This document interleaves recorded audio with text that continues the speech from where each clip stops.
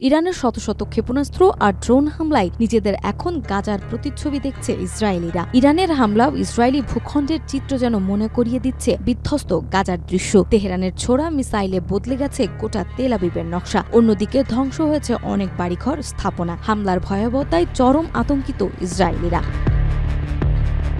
একসময় যেই ইসরায়েল একের পর এক হামলা চালিয়ে বিধ্বস্ত করেছিল সাজানো গোছানো ছবির মতো শহর গাজাকে, এখন যেন তাঁরই রূপ দেখতে পাচ্ছে নিজেরা।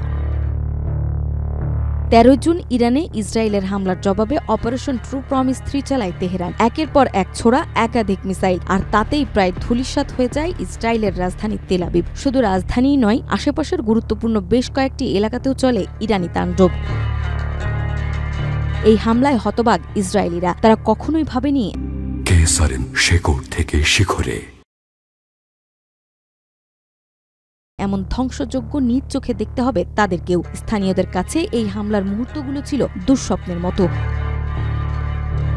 ইসরায়েলের এই ধ্বংসস্তূপ দেখে অনেকেই বলছেন, প্রকৃতি এভাবেই প্রতিশোধ নেয়। নিজেদেরকে না শোধরালে একদিন ইসরায়েল বলতে আর কিছুই থাকবে না। নাজমা, মাই টিভি।